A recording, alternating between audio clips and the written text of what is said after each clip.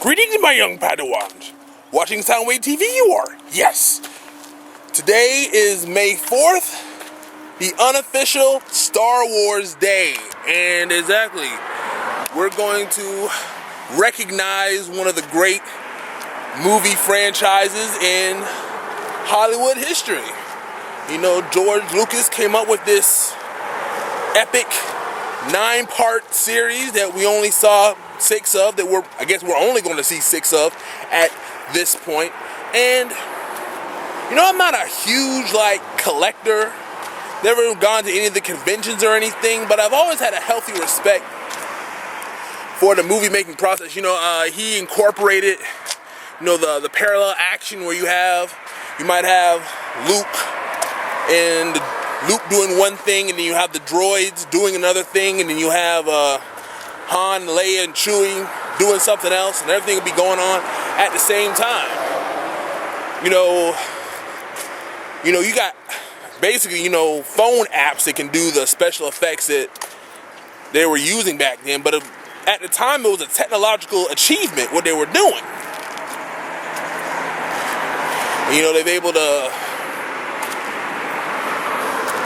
jumpstart, the imaginations of so many people, and I think it sort of set the bar, for at least on the action realm of how movies are done. And I think the strength of Star Wars is they have the best villains. Villains sell stories. Boba Fett, Darth Vader, of course. You have Jabba the Hutt. I've never really been a big fan of Palpatine. You just kind of just sit back and let everybody else do the work for him. Just an old man that shoots people with lightning. So there's that. But it's gone to such a big thing because now you have Star Wars weddings. The bride will be like Princess Leia, and the groom will dress up like Luke or Han Solo. You look at the story, and it's, basically the guy that rise from nothing. Here's this kid, just some random farm boy, and it becomes his destiny, it becomes his responsibility to save the galaxy from, of all people, his father. There's the girl he's had a crush on, and ends up being his sister. So, that's a weird family tree.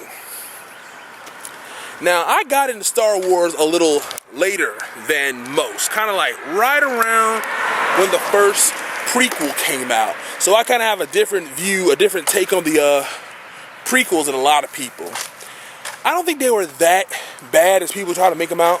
Jar Jar was a little annoying, but other than that, pretty solid movies. And they did what they were supposed to do, bring the new generation into the Star Wars fold. I mean, I got little cousins who weren't even alive, when the original trilogy was in the theaters, was getting big. So it brought them into the fold and basically gonna live on for the next 30, 40 years. It still holds strong. It's gonna be like The Wizard of Oz, one of those movies that just holds strong forever and a day. But anyway, what is your favorite part of the 6 movies? My favorite part is, I like when Yoda was fighting Count Dooku in that second prequel. That's one of my favorite parts. And then, of course, Luke was getting his training on Dagobah. So I think, and the pod race is pretty cool too. I guess those are my 3 favorite parts. What is your favorite part of the Star Wars trilogy or prequels? I think, what are my favorite lines? They got so many great lines in that movie. I'm trying to think here. What is my favorite story? That's not true! It's impossible! That revelation when he first found out that when Luke found out that Darth Vader was indeed his father.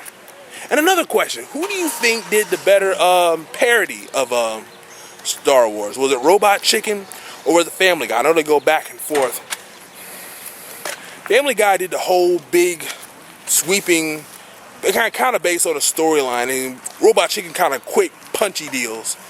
They do so many Star Wars things, it's kind of hard to tell. But anyway, what is your favorite line? What is your favorite part from the Star Wars movies? And who do you think did a better job, Robot Chicken or Family Guy with the parodies? Leave a comment below. Now let me try my Jedi mind trick. You will leave a comment. You will subscribe.